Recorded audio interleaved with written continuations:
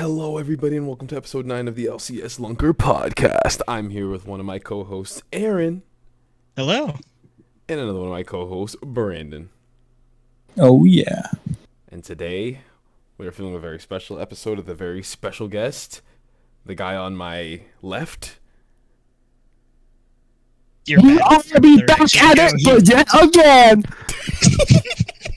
This guy, we have Rain, finally, here on the podcast. He said he would never do it, but here he is, ready to spit some bars, truths, maybe untruths.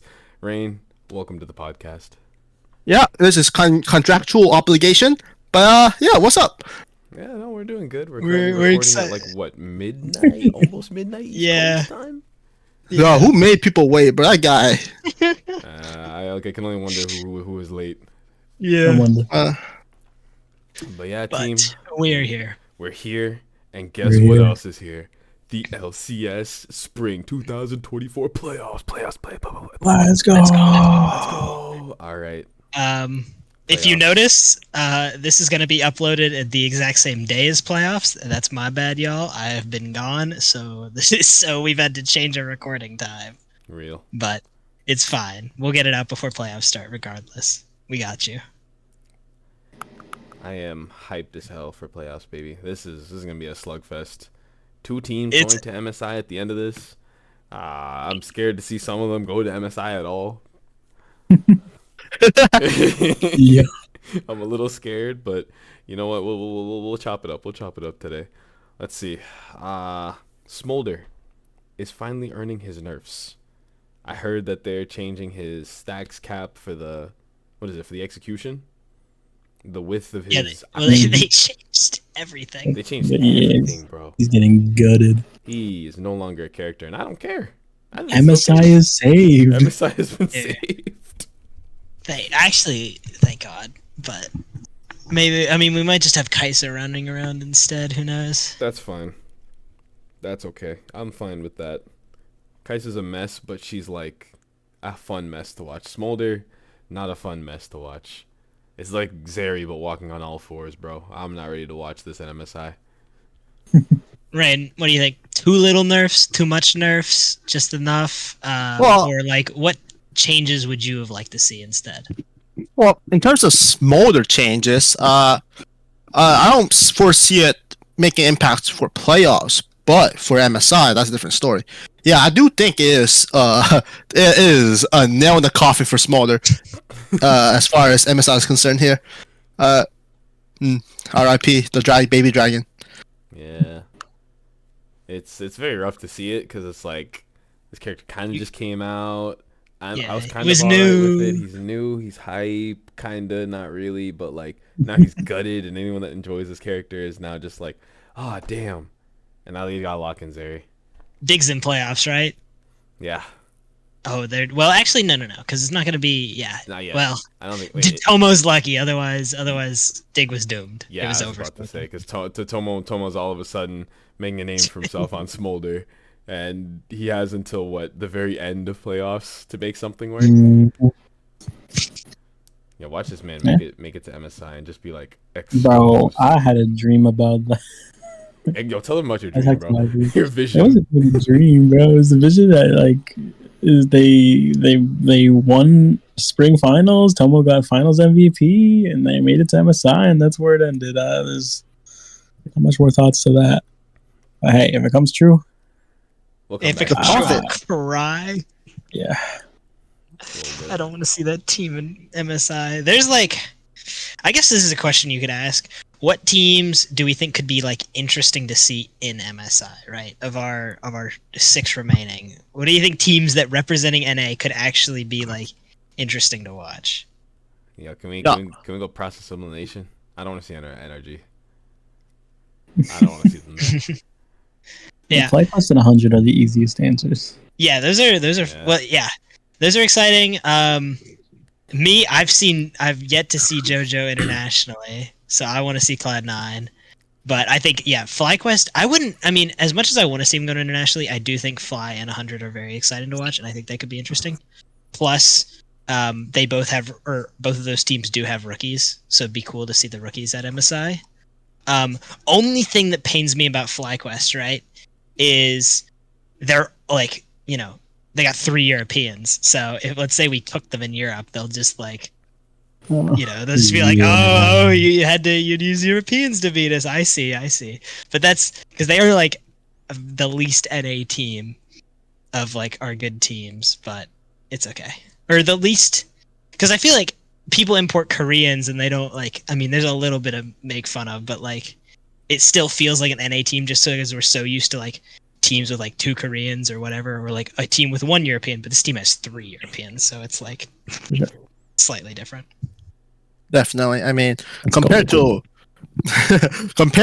a team like 100 Thieves, who are mainly composed of NA talents, at least the star players. Obviously, Quid is a star of his own, who came from the JNG Academy, or Challengers they call it now. But my players to watch, I think that I like to see at MSI is obviously 100 Thieves Sniper and Meech, who made their way up the system through NACL, and Sniper, the name alone speaks volume, as because he used to be known as a general sniper, and he's had quite the super week as we approach into this playoffs. And all super, no weak, bro. This dude is cooking. He did, which I think is important, right? Because for some reason, because we're not seeing it on stage, for some reason, like every single team is like, oh, this 100 Thieves team is like actually bad, y'all. And one of the main things they point to it's not Quid, it's not River. They talk about the bot lane, like they say Meech is good and Ayla's whatever, but we kind of already knew that, and you could see that on the stage. But they're also like, man, Sniper is just not good. But this week he kind of played very well, so maybe people will take 100 Thieves, or maybe the players, because I think fans and outside viewers are taking them seriously, but maybe the players in the LCS will take the team more seriously after they see Sniper have a good week like that. Oh, for sure. I mean, I think for a long time there was a sentiment that NA talent is dead, that we didn't have talent. But then you have Sniper, who just makes us a blast of debut, locking his signature Riven and beating TL1, winning on it 100% win rate on Riven. That's a track record that's gonna stick around as long as he's locking Riven. He could not lock Riven for the rest of his career, and that would be the statistics he could carry around, wear it proudly, I say. Easy. Get a big chain. Beautiful. That was the draft of all time, I have to say. Golden Glue was. It was a good. That was a good start to the split. That was great. It was an exciting game. Yeah. And, some Team Liquid lost, but yeah. Well, anyway, speaking of Sniper, you already got fined for wearing Crocs. Dude, that's so funny to me just to hear. Apparently, Crocs counting as open-toed. They count as open-toed shoes. Well, open-toed shoes, which is he had a special kind of Crocs that were open-toed. Yes. Like he had like flip-flop. Yeah, he had like slides. Croc slides, which were open-toes. Yeah. And then the team protested, and they all wore Crocs. But they all were regular Crocs. And now they got a deal with Crocs. It's crazy. Yo, them going 3-0 with a statement like that. Honestly speaking, that team's having fun. I'm jealous. I'm actually very jealous. It definitely is exciting that all 3 of the rookies, the NA talent rookies, are all at the top and are all competing. Because at the start, we were talking about them. We were like, because last year with the rookies, 2022, I think was hype for rookies because you had JoJo and Danny wasn't a rookie, but he's still a really new player. And JoJo was, crazy player. And then 2023. There wasn't like Jan was rookie of the year, and he's just not good. Let me be real. He was something of the year. He was rookie, and he deserved rookie of the year, which I think is a testament to how we just didn't have a lot of like new talent. But then this year, Meech, Masu, Sniper, all like doing really well on the top teams. So I think that's pretty exciting because it's always nice to have up and coming NA talent. That is actually talent and not just like a rookie there for the ride. But talking about Super Week, we can get a quick recap. Shoutouts to everyone in this call except for Ahren for ending off with a positive. What is it? Wait, the pick rate. Yeah, because I And you ended positive? Yes, 29. No way, you correct clutched picks up. and 27 wrong. Meaning, I'm a prophet. Don't care. I knew all the Clutched teams. up. I knew Is that 29. easy? I knew about 29 wins, 27 losses, and I guess each one correctly. I'm essentially And God. you know what? It doesn't matter because you still lost to me, baby. Let's go. No, it doesn't matter All right, because shout this out- dude Rain somehow ended up with a scoreline of 1739. So No, far. Rain, you ruined it. You ruined it. Yeah, so close yet so far. How do I ruin it? It was not mathematically possible, dude. Yo, yeah. Actually, wait. Wait. If I get one right, it'll be 1838. Wait, it's not mathematically possible. Wait. No. Unless I could remove a whole match. Yo, Loki, we could just. I think it's funny to say. I think it's funny. Right here. I got you, cuz. But you know, I like to be humble, but overall, everyone knows they walk around and they say, Ahren, that's a humble guy. He doesn't like to talk about how much better he is than everyone else. Bro, you look in the But mirror. You today- look in the mirror saying you're better than everybody else. Today is not that day. Who is this guy? Because I am him. I'm gonna be real with y'all. I am him.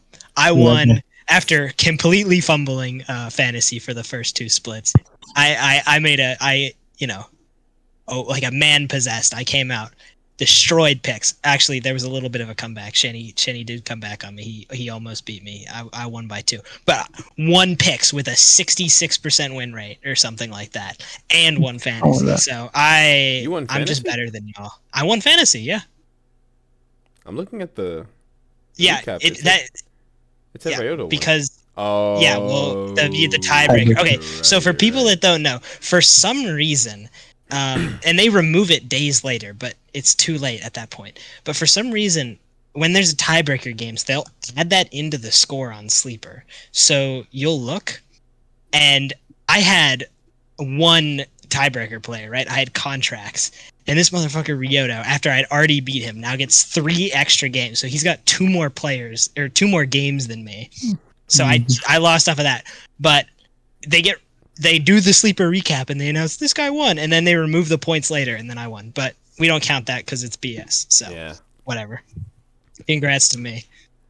I guess Aaron's just a humble goat. This dude was scared, being like, "Yo, if I lose Tirades, it's so over."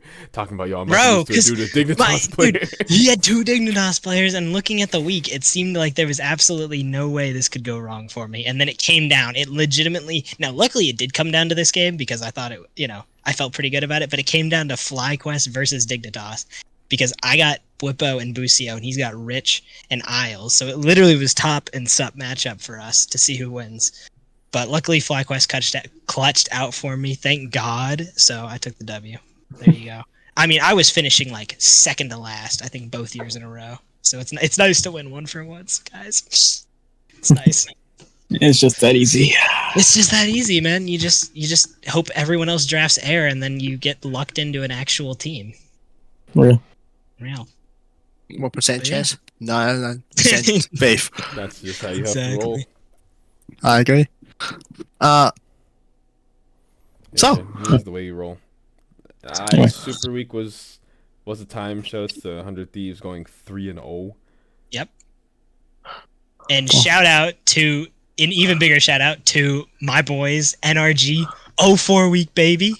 What do we got? What do we got? Let me know what y'all saw. They lost the tiebreaker, bro. Okay, so I wasn't there for Friday. I didn't see anything for Friday, but I was there for Saturday and Sunday. Sunday was hilarious. These guys were playing mentally boomed. Like, They were so dumb, bro. they played like they were in the consolation bracket of what's it called, Clash. Yo, they just didn't want to play. I had no words for what I witnessed, dude. I just don't know what to say about it. Losing to Dignitas. I just don't get it. I don't have any words for that game. I don't know. Dokla low-key ran it. FBI on Smolder is just, I don't think that's his champion. I don't even want to relive that game, bro. Tomo looked like a war hero. He actually looked like a war hero. Pretty much. I mean, not really much to talk about. NRG, it's Rain, like are they overrated? rough. I think energy is overrated. I've been saying this since before split began. Now, I'm not trying to take away from their championship win run in summer and their upset over G2 Esports at the World Swiss stage. I'm not taking away from them being an A team, only Western team in the quarterfinals. As a matter of fact, I'm not taking away that from them. But they did look good doing it too. They did look good. They smashed G2 2-0. There's no doubt about that. I do not question their ability. What they achieved there was not faulty or it was not fluke. What I do question is their consistency as a team. As a team without Ignar moving forward. And I do also question just their play style. Because it is a very proactive and aggressive play style that when it blows in their face, they do just look like it look like every other team, but worse.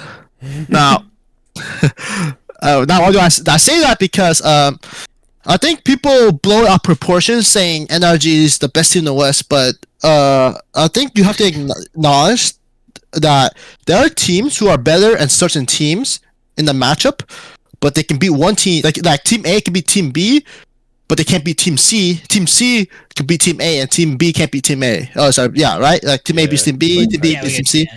Right. So right, like T1 beats all of LPL, but they can't beat Genji, but Genji can't beat LPL, right?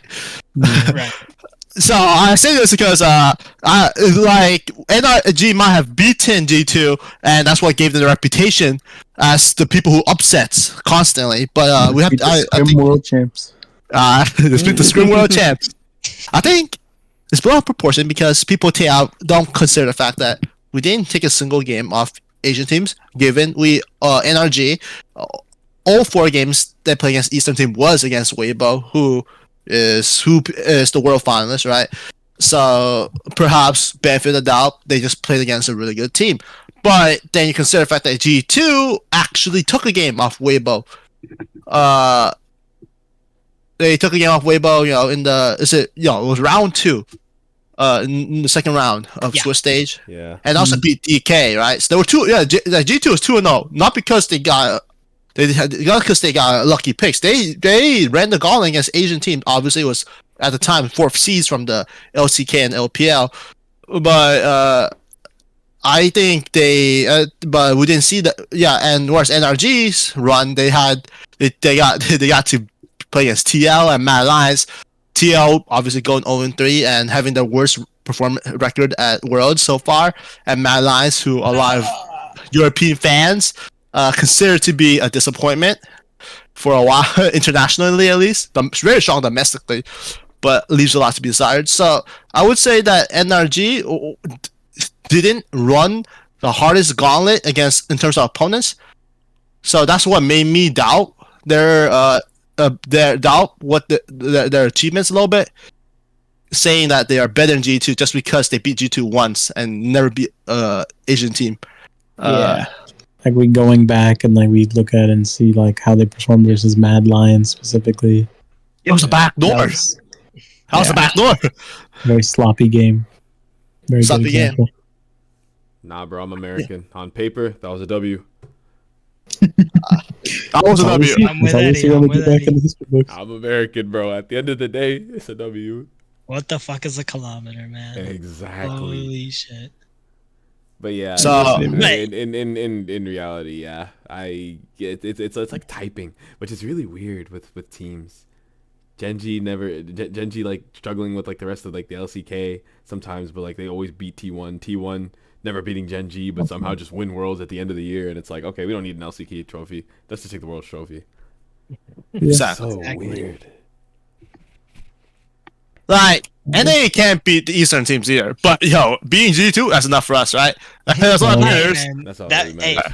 It's baby steps, right? This time we beat T2. Next time, I mean, based on Jojo Pune is gonna beat T1 again. Can we please get this man to internationals again? He's like, besides like these rookies or something, like maybe just Sniper, because okay, well I'd have to talk to other people because obviously I got a lot of bias, but I don't think most people would say that like Meech or Masu are more exciting than like Jojo. But some people could say Sniper is because Sniper's been this huge talent for forever. But like, Cyber's a can we talent get? with a personality, by the way. I need these. Yeah, exactly. I want to get these hype NA players to Worlds or to internationals again, please. Because like, man, like JoJo's the only consistently good-looking player on that Cloud9 team. Sometimes. Be happy But we whatever. have two slots to work with though. Yeah. Back in my day, it was only one. But all right, we'll bounce it back. We did a good team, 100 Thieves, and then bad run for NRG. Dig had actually, they did pretty well, I think, this week for Dig especially. They went, they went. I mean, they went. 1-2 in the thing, but they did win the tiebreaker. But at the same time, they played C9 and Fly. Those were their losses, and they didn't look bad, right? Entirely bad. Realistically, they made playoffs, and that's I think a good run for Dig, and they're looking pretty good doing it, especially with Tomo. Mm-hmm. Yeah. So, fun fact: this is the 5th day. So Dignitas finished 5th place in the regular season. This is the highest placing that I've had in the last 3 years. They have never placed top 5 in the regular season until today. Until now. And if they can win one best of 5 series, they could possibly make top 4, and that would be the best placement once again in the last 3 years. And I say that because they are a potential dark horse. And hear me out. We're listening. Rich to me is just a much less exciting Summit. Now, less exciting because he's not as good, but that's because Summit was exciting because he made risky plays. And I think Rich, who doesn't take those risky plays, becomes more a consistent player because Summit often was overreaching. Yeah. Now, Exu, Exu is a very standard. He's a very standard LCS level jungler. He's not exceeding, but I think with the state of the meta of the jungler right now, I'm drawn to say that it's okay to have an average jungler, but it's more important to have strong laners and it's to have a strong jungler. Sure. Now, with that said, Dove I think has exceeded my expectation. Coming from the LPL, so. What people consider to be a very difficult league. He definitely has carried over his level of play, and he's definitely not been outclassed. He's holding himself, and often is the light for his team. Now, if it wasn't him, it would be Tomo, who did the bot lane. Tomo and Ios, they're definitely a less known duo that people talk about. Like, they're definitely not a core JJ Yon pairing that people expect the great things from. But Tomo and Isle, I think those two are perhaps potentially a top tier LCS bot lane, only because they're consistently involved with the game. And Tomo, he has his moments, but unfortunately, he does also fumble, and that's why I don't think they're my favorites or over the likes of C9, 100 Thieves, or Fly. But I do think they are dark horse and they're able to clean up their play. Okay. So they're not as flashy, but they are solid. Yes. Yeah, I see it. I've been vouching for XU this entire season. I believe in a Dignitas run. He's hungry.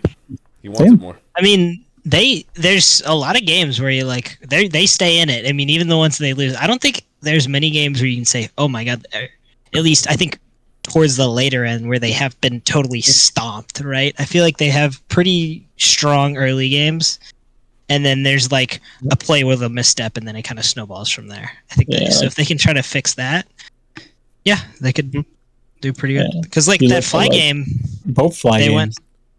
Yeah, both Fly games. Yeah, they were kind of going back and forth a little bit. Obviously, Tomo got first blood. Tomo got first blood, and then it kind of traded back a little bit. I mean, I think by the time the second Drake was around, Fly had already built a little bit of a lead, but it was not complete stomp. It definitely could have gone either way. One person could have got a kill, and then they kind of just won more fights because they were just better team overall. But if they can just fix a couple of things, yeah, I think so. Next team to go over for the week, we got TL. Yeah, TL. You know, they did 2-1, which can't be too bad. 4 to play in the upper bracket. Wow, what do you Yeah. think? They are fourth They place. are upper bracket. Once Yeah. more. Once Break more. down What's more? these games for us. What'd you like from them? Who did you think was the strongest player on the team for Super Week? Brandon. Give it to the general, bro. Give it to the general. Yeah, I think Umti is the most solid. I think Umti has probably just been the best Team Liquid player this split out of all of them. Everyone's saying like the carry players. Yeah, the carry players, I agree, have been looking weak. Core JJ has been on a slump for a little bit as the years are going by, but Umti has looked great. And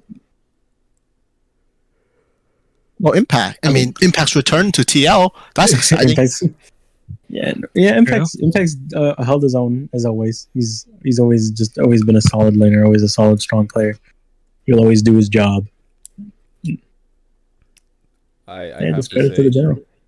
TLCK baby. I don't know if this guy APA is learning Korean or he's forcing these guys to learn English. This team is a team of all time.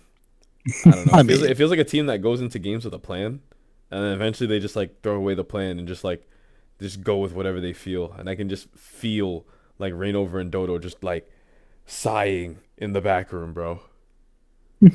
I can feel it. That's what their gameplay looks like. Dodo and Rainover just sighing.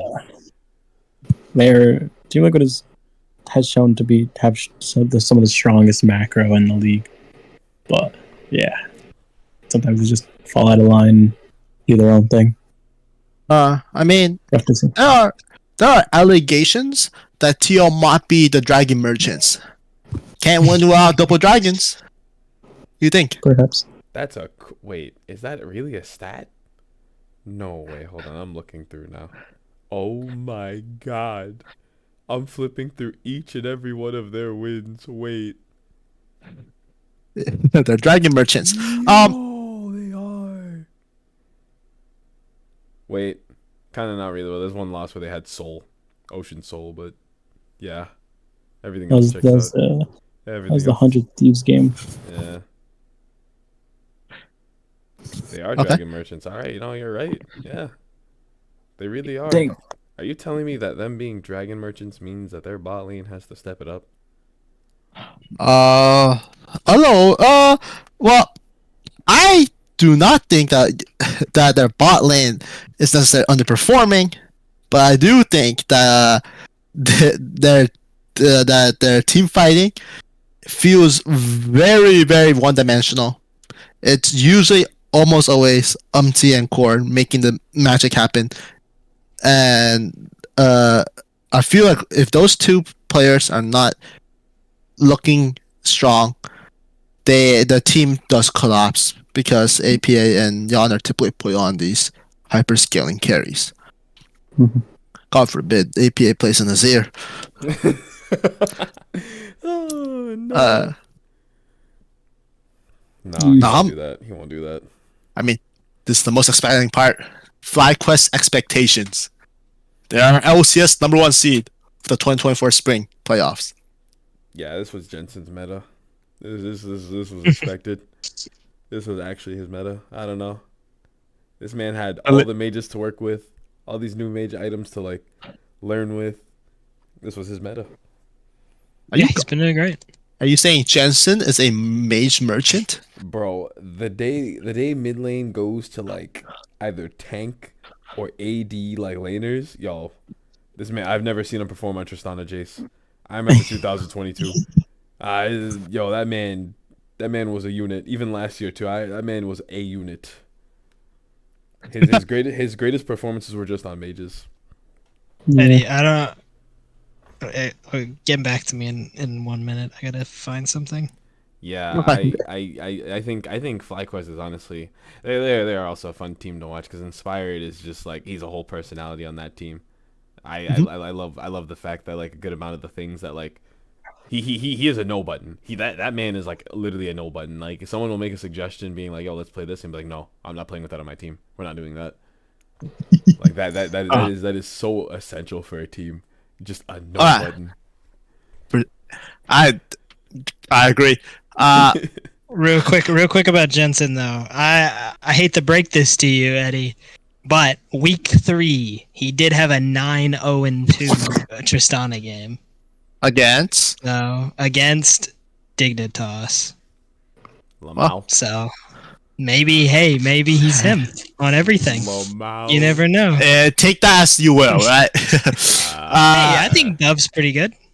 So I mean, all right. How about? But okay. So Whipple claims that Masu is Rookie of the Year coming to this playoffs.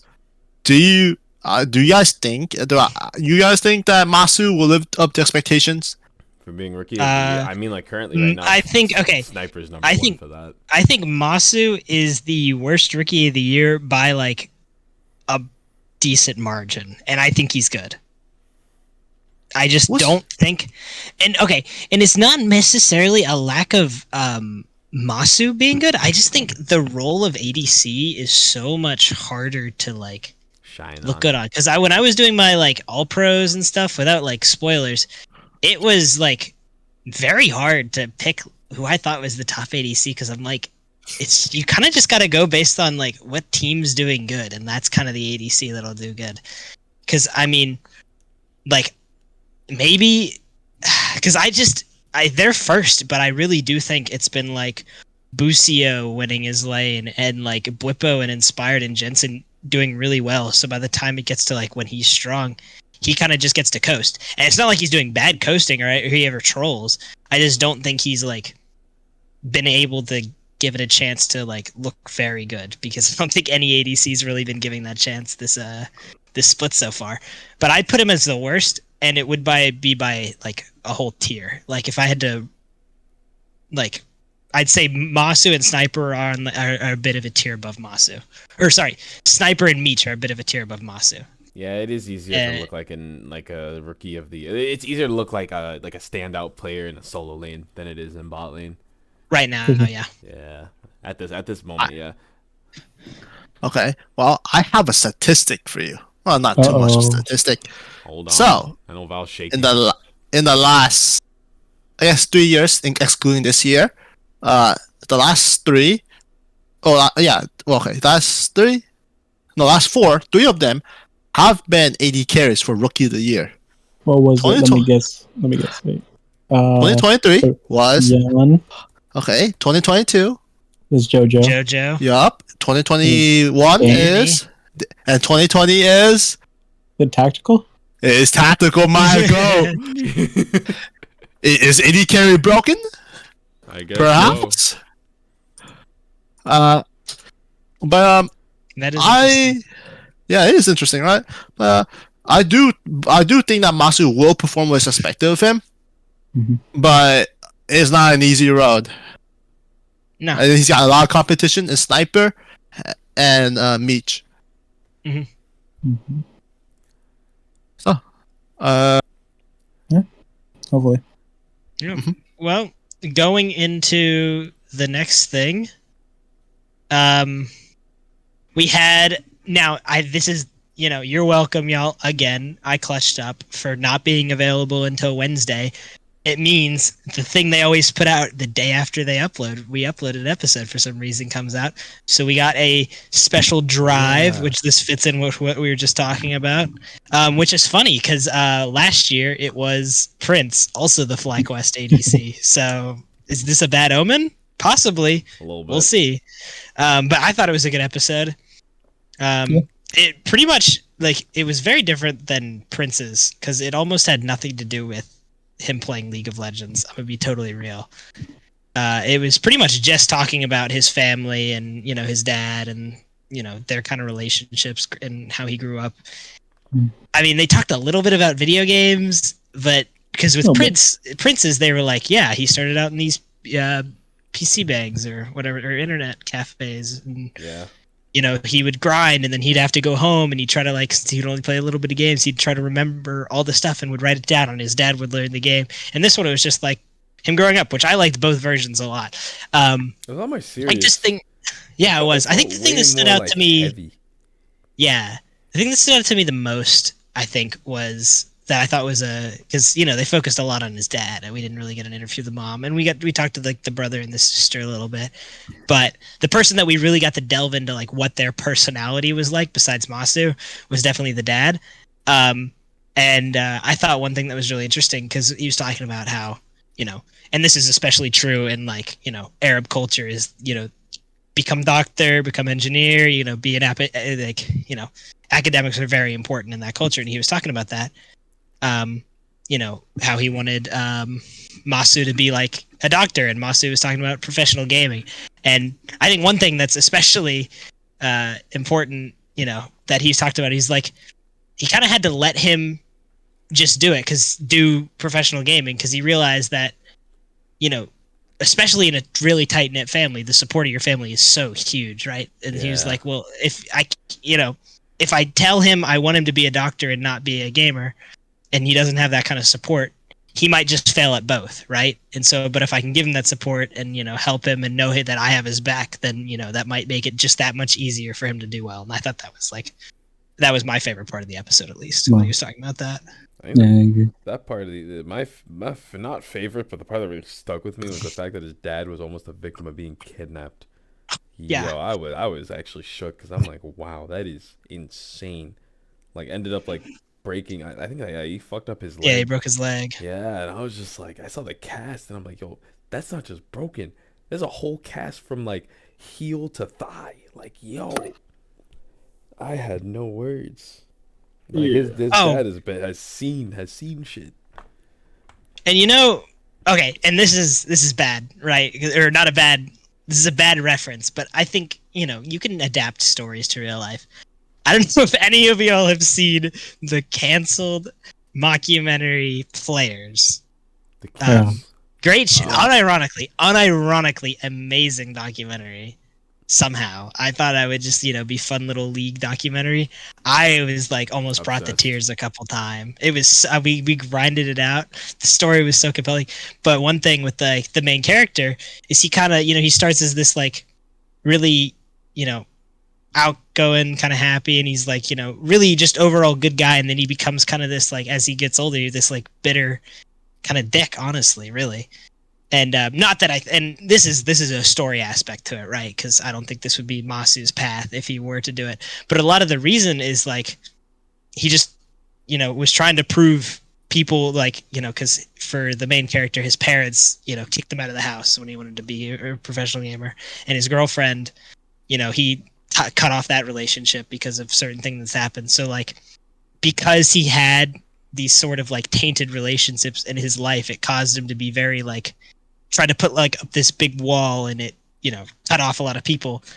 And I think, yeah, definitely not an actual path someone would go down, but I think it is interesting to see, in like, because I mean, you do see it happen in real life with people that don't have support, is they just try to like find other ways to feel good about themselves, whether it's just becoming this person you're not, and like kind of like living a false ideology of yourself. Yeah, drugs, or you know, egotistical. Yes, but I sir. thought, you know, you see two sides of it in that kind of sense of like when you can get support. One's a real life version, one's a mockumentary, but you know, there's a reason things are written the way they were, because they are, at least there's some truth in how these things version go. of support. Yeah, you can't really rely on vices in life to be your support.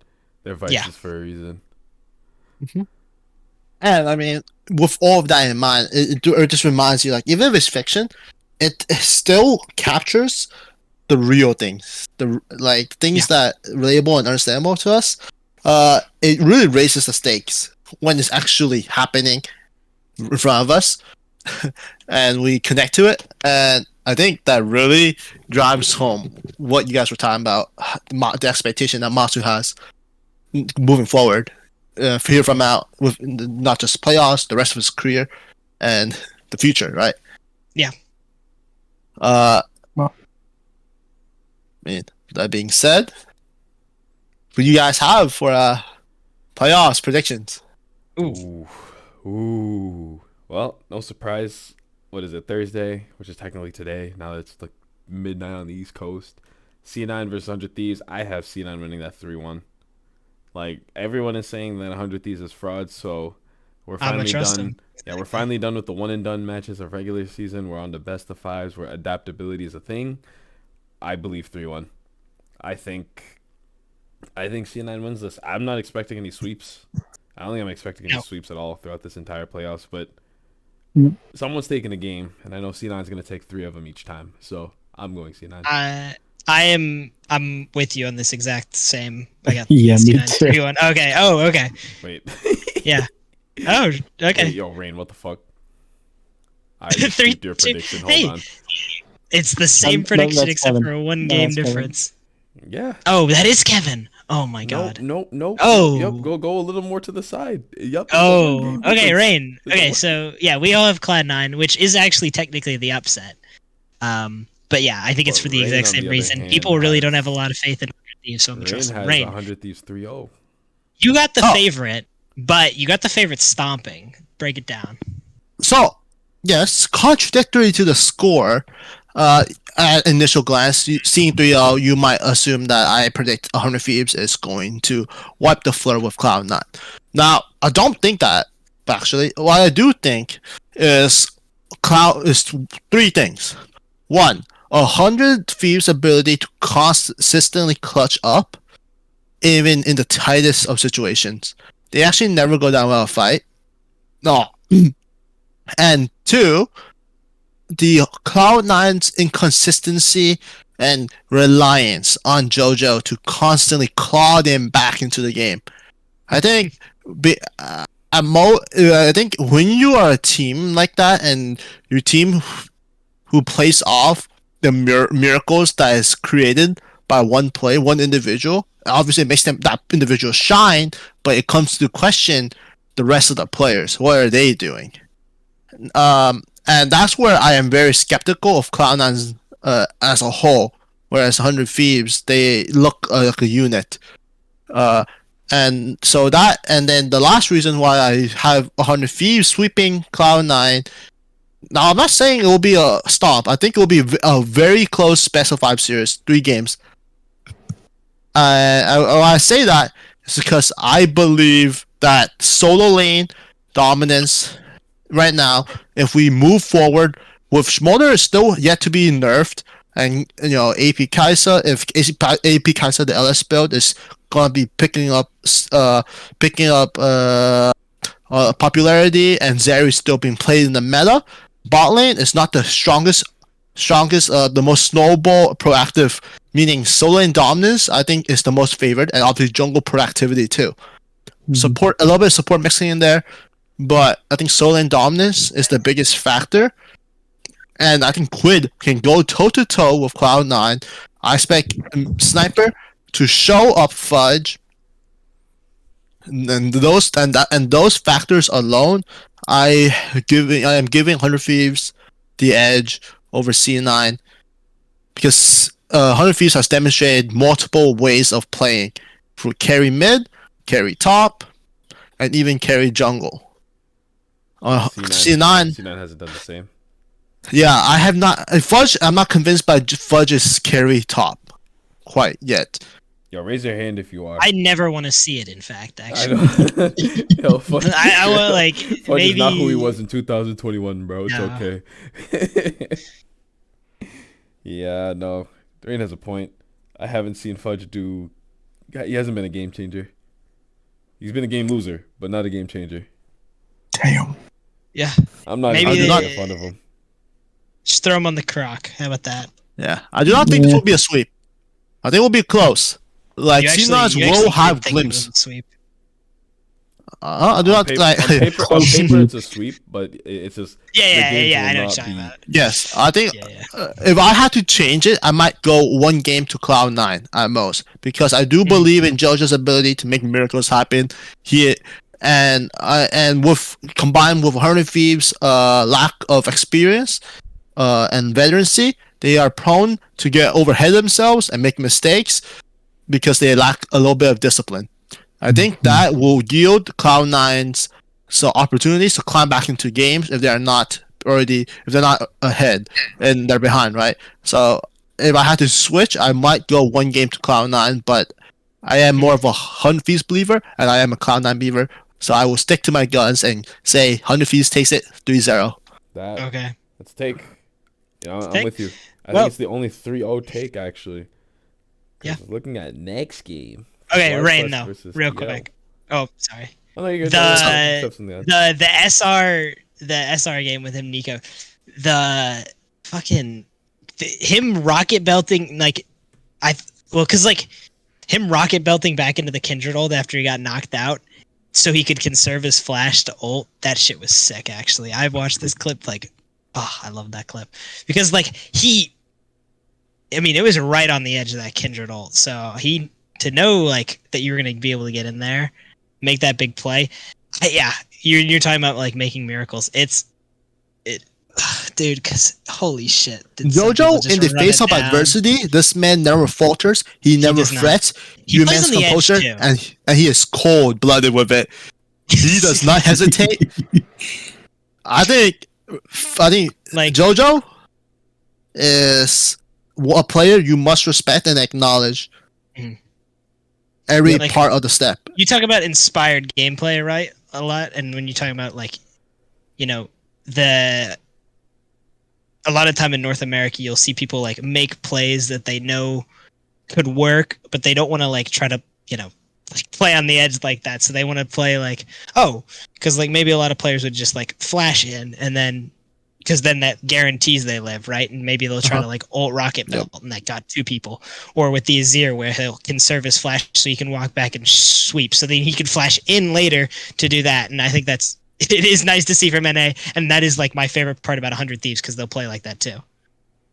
I think this will be a very exciting series. I guess the only thing that separates 100 Thieves from C9 is C9's got one JoJo who will play like that, but 100 Thieves got 5 of them. Okay, maybe not 5. I would say at least 3 of them. Don't count at least 3. At least 3.5. 3.5. 3.5. I think Mitch will send it at one point. Mitch has his moments. But I really like that 100 Thieves team. They're so fun to watch. Yeah. And it's Files team. FlyQuest. Yay! TL. I have to say, I'm a little stunned. I'm the only one sitting here with 3-1 FlyQuest. Honestly, I was debating between 3-0 or 3-1. I wasn't even considering them really losing this one. I haven't seen. I do think Umti is good, but I haven't seen anything where I'd be like, you know what? I think I see the TL angle here, right? Because I think overall, if you go role by role, I genuinely don't give the edge to anyone except maybe Core JJ Macro to Busio, right? I think I'm taking Masu over Yon every day. I'm 100% taking Jensen over APA. I think Inspired's been amazing. Whippo Impact, those are very similar players. And I don't think either one of them, I genuinely don't think either one of them will create leads in lane. I think they'll just both play their lane really well and then do what they've been doing, which is be a team player afterward. So that might just be proxy hell. We'll see. But the top laners are fighting a game of whose team is not gonna int as hard. And we were talking about, oftentimes we do mention that, TL is a very macro heavy team, but I think because they got these old head schemers, right, that they'll come up with all these plays. But I think Blippo and Inspired are way of putting it, by the way. What did I say? Old head schemer. Old head schemer, yeah, they're old head schemers, dude. But yeah, I think they're very similar, and in the way they play, I think they just like to just try to play via macro because you got these. Yeah, you got Inspired and Blippo and Impact and Core JJ controlling their games, right? And I think when you have similar types of players controlling the games, the team with the better players will win. And I think the team with the better players is FlyQuest. So honestly, I do think this is 3-0 FlyQuest. I'm putting this 3-0. So I'm locking in 3-0 for FlyQuest. But y'all have... I'm the only one with FlyQuest winning, which I was absolutely stunned with. So break it down for me. I'm not convinced. Except for Brandon. I knew that was going to happen. I am not convinced that TL wins this shit without scrapping. They got to come up with something. And I don't doubt that they won't come up with something. They have to. If you play standard into FlyQuest, I feel like you said, they're probably going to get stomped because Impact's probably going to go even at best.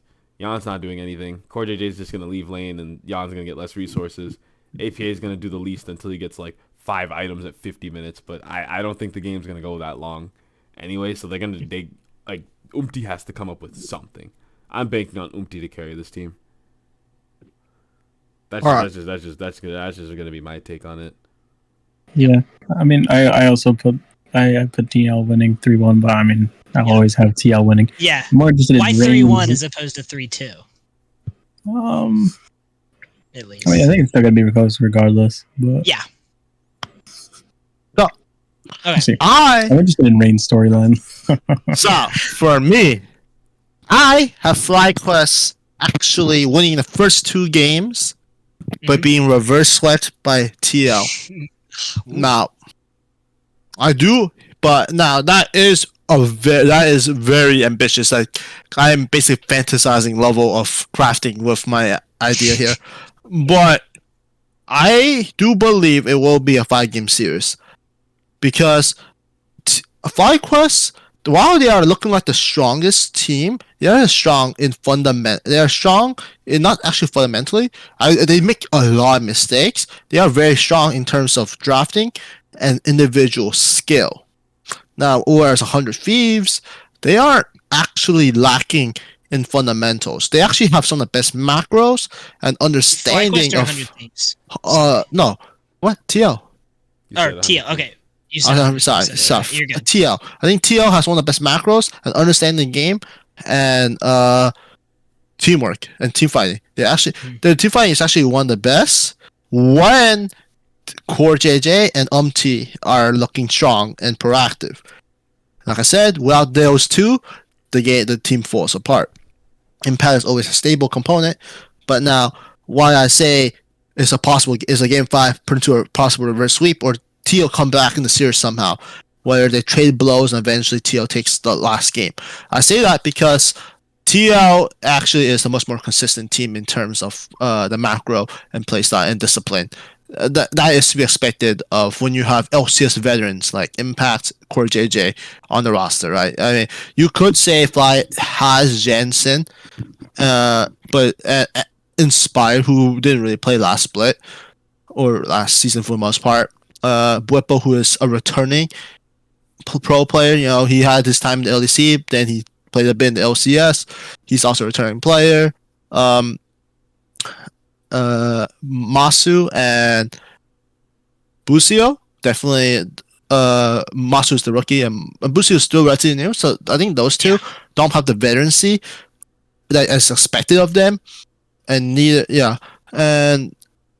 and that's why I think in going to playoffs when you have rookie talent, you have newcomer talent in UMT, and then not rookie anymore, but still fresh talent like APA and Jan, who did have, I would say, an underwhelming show at Worlds. I believe they're in their ability to channel what they learned from there and translate to LCS. I think when it comes to playoffs, the LTL always performs, at least to a level that I think will guarantee them top 4. And here's my one rule of every esport event, any tournament actually, there's always going to be an upset. Real. And why not let it be this one? Real. And that's why if it's a 5-game series, and if I have to favor somebody, it's gonna be TL over FlyQuest because I don't see NRG being TL. I don't see. I believe it's actually. I don't see NRG being the winners and / losers of C900 Thieves. I don't see Dignitas being the losers of Fly TL. That's why I would favor TL over Fly. And then the top 4 in the winner's side bracket will just get their run backs. Yeah, I agree. Energy and Dignitas. I think FlyQuest will make top 2. I think FlyQuest will make top 2. That's not to say they won't have a bit of hiccup. I think it will be a bit of a reality check for them because I feel like FlyQuest are over in their heads in their drafting. They are very good at drafting though. Very creative with the play, but they are prone to mistakes.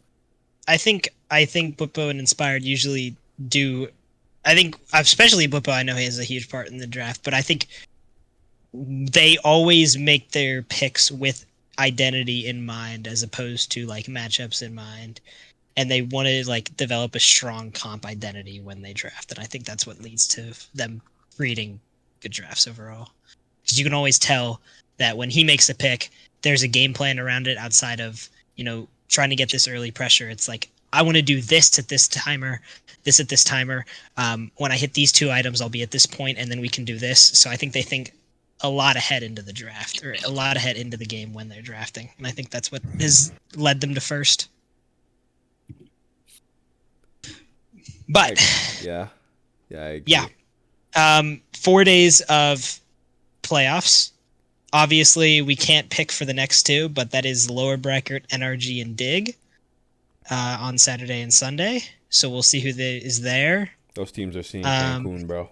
I think both of them will lose, no matter who they play. They are seeing Cancun.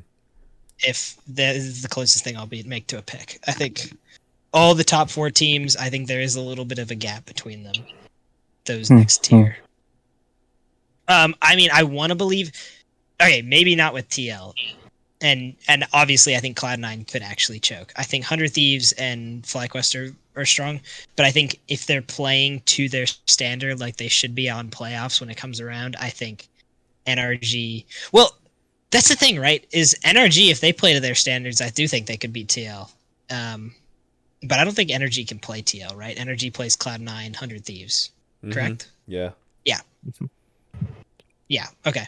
So, yeah, I don't think they beat either one of those, even at their best, assuming the other one plays at their best. And I don't think Dig beats TL. So yeah, I think they go home after that. They have a first round exit. Not home. But who knows? Cancun. Cancun, true. But yeah, a lot. It's actually been a pretty exciting split with how many different things happened. And when we all made predictions at the start, this has been a hot mess. Our preseason PR did not actually pan out like we expected. So going over that. Are we going over the collective PR or just personal PR? I think we can just talk about it from a more collective sense, because we did have very similar ones overall. Raise your hand if you thought C9 would end the season in first. So all of us had C9 first. I did. All of us but Rain had NRG second. Rain had NRG. Wow, actually, Fifth. Rain, you're kind of him. Wait. Fifth, yeah. Wait. Looking at Rain's list. Wait a minute. This guy. Rain, yeah. Wait. Oh, this guy cooked. Wait. Yeah, close enough. I mean, close enough. The only reason our lists are very similar, except for the fact that he actually did not have faith in NRG. So I'll give him that. He did kind of cook, but yeah, he did have the top 4. He's the only one that had top 4, not in the correct order, but he did have the top 4. Top 4 nonetheless. He had Shopify 5th, but yeah, none of us did believe that 100 Thieves would do as good as they did. I think we all knew FlyQuest could be strong, but since they were so new, I think we overall played it more safe. I mean, I had them at third, Rain had them at second. Y'all had them at fourth, actually. I had 100 Thieves at fourth because I thought it was going to be a slow start to the season, but it was going to be one of the teams I expected to really ramp up as the split went on and really show up in playoffs. But they completely blew my expectations right out of the gate when they won their first game with Riven top, and it really showed me just what this team was about. They weren't here to play traditional League of Legends. They weren't here to be a middle of the pack team. They're here to win. And I think in hindsight, I think I should have put them third. Well, I think the main reason is Quid, honestly, because everyone else pretty much. I mean, River's I can't always been say good. entirely. I mean, I had a lot of faith in Sniper, so I was hoping. I was hoping that he would be able to play that level, and I wouldn't be shocked if he did. I didn't know much about Meech, but y'all did.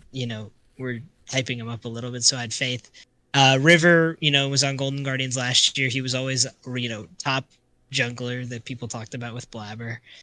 But Quid, I had him middle of the road mid because he looked like below middle of the road going into summer last year, and I think he's been the heart and soul of this team, huge difference maker, and I think that's the sole reason they are where they are.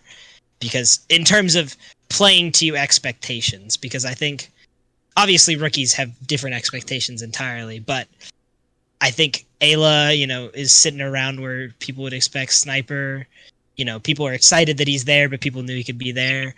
Meech, has been, very solid. Which Rick, so that's good. I think those guys are playing above what we thought or what people may expected, but they at the same time knew that they could be there. I think Quid has played way above what anyone thought he would be able to do this split, and I think that's why they're so high. Yeah. I think the only thing I would say is I wish I had placed NRG even lower. TBH. To be honest, I'm a bit mad about the 100 fees being forced at first. I should put NRG in 6th, not 5th.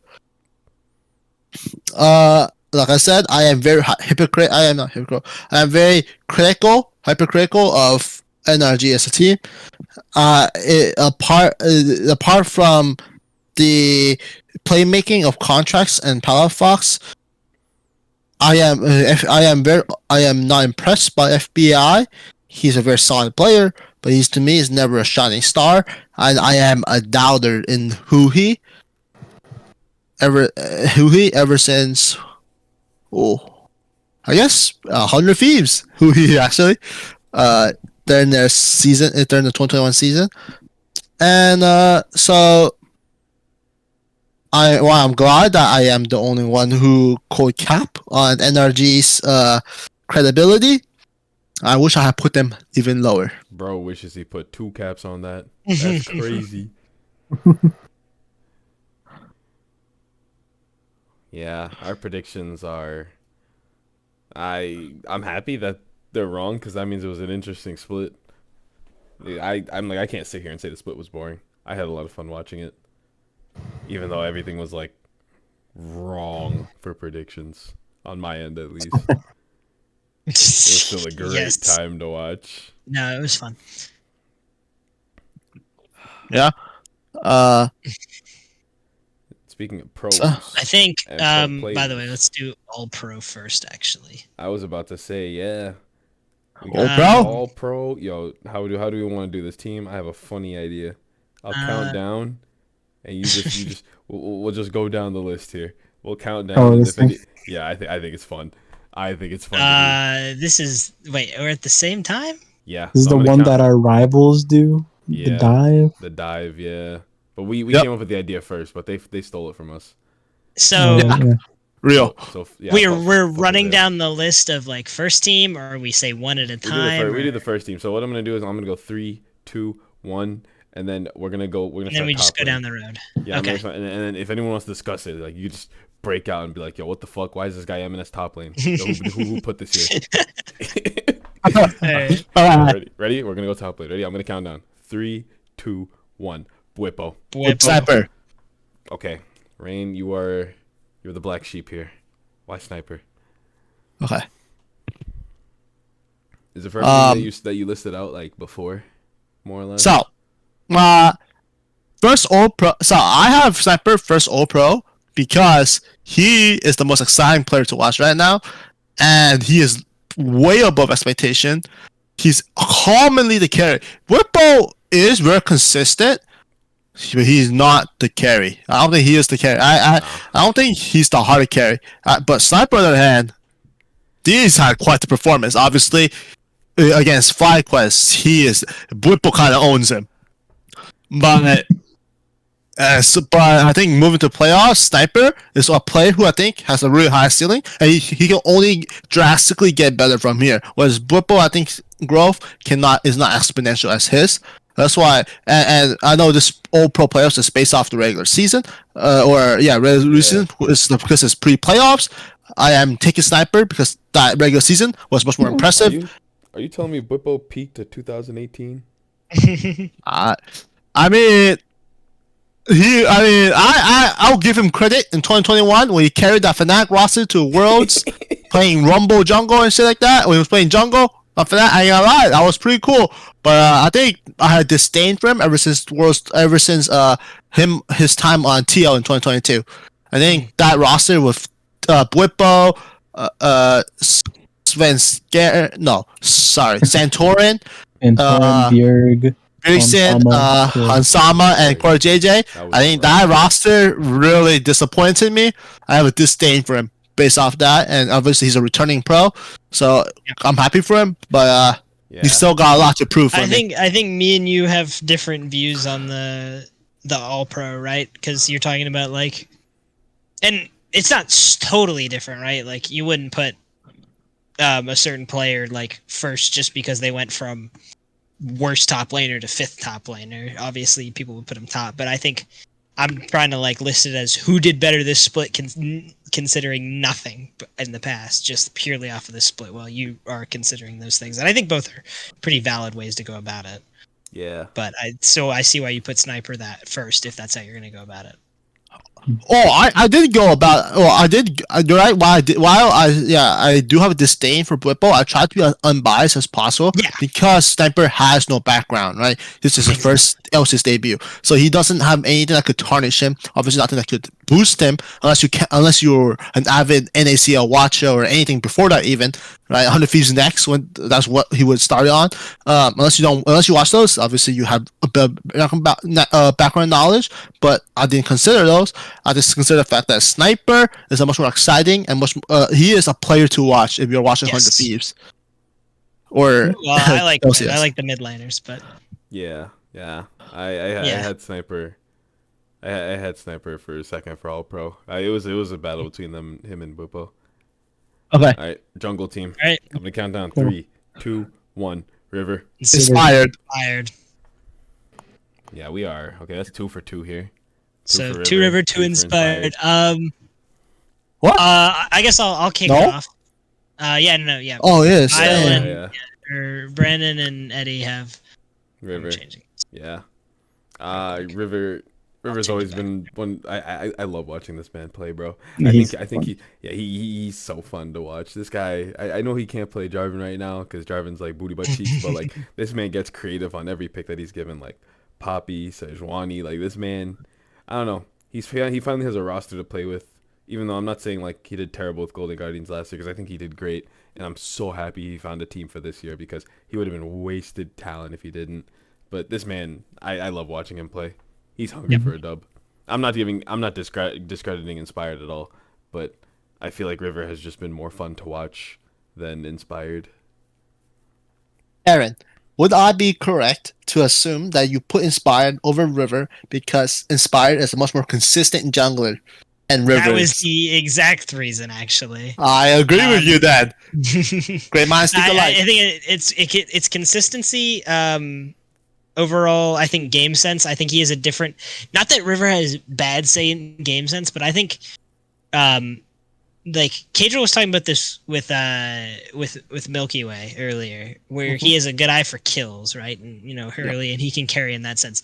And it's not like he's bad at other aspects of jungling, but that's like his part of it. But I think Inspired, while he might not have that kind of like gank ideology, right, where he can find all these different ways like River can, because that's River's identity, right? I think Inspired across the board is better overall at the other aspects of jungling, and I think he plays more consistently.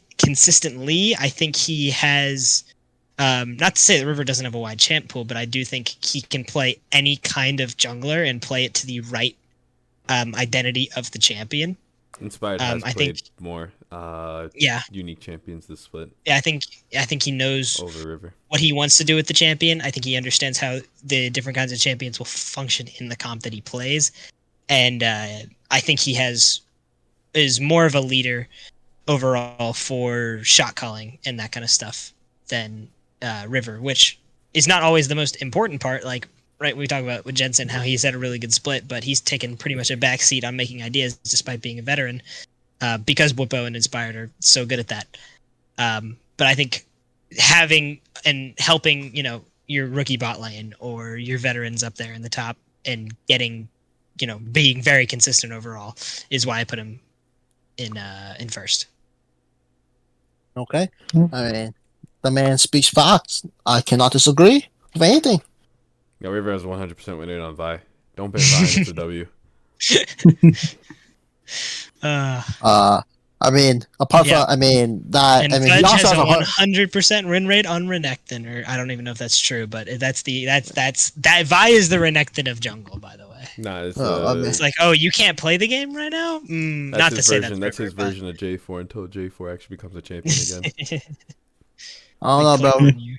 That River Shaco Jungle? I lie. Ooh, We don't need to discuss that. that was the main reason I put him second. I'm gonna He's be still real. one. Can I be honest? Hold on. That he thing- tried something. It was awful. It was a horrible idea. They Fake. didn't scrim Got the win. apparently, but they still won. Fake.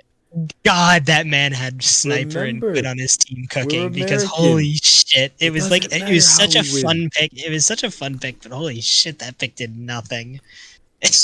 Yeah. If it was any other game, It that did shit's something, bro. losing. It boosted Holy shit, viewership, it's bro. so low lanes. No It one's did. complaining. It boosted viewership. It did. For real. yeah. All Let's right. go. Alright. Alright. Mid lane. Alright, I'm Mid gonna go lane. 3, 2, 1. Quid. Quid. Quid. Damn, Probably y'all unanimous. copying me. Y'all copying This me. one was heartbreaking. I'll be real. I don't have a I single debated scene. I over don't this have a one for single- days and nights. I didn't. days and I, nights I thinking didn't about have a single scene I remember in first. JoJo or Quid or JoJo or Quid and I do think I had to put Quid as much as I wanted to put JoJo. I think. I mean, Week three. it's just hard to put. It's hard to put any Week Cloud9 three, player up fucking there with Week 3 sold happening C9, dude. because it was Oh. just they looked terrible and they have bounced back and they have looked good and JoJo has been the one that's been looking the best and I think by a large margin, but I think Quid is just overall looked much better and that's all I'm going to say about that because I talked about Inspired for last time, so I'll let someone else go. Nah, Quid is just him, bro. This guy has actually just improved. Like, this man went from, like, solid last split to just a complete carry now. I don't even know where to begin for this guy at all. I really don't. He's farming super well, and he plays. He's where he needs to be all the time, and he's just carrying. Yeah, Rain, I think you are the biggest Quid believer. I think you've been watching him the most. Tell us what you see with him. So for the people who don't know, I'll just talk this word, but Quid came from the Genji Challengers, which is their tier 2 league, right? And so he comes from Korea, and that alone actually had me doubting him because we typically don't import the best players, but we don't import the best player because obviously if the player is good, the teams in Korea would want him.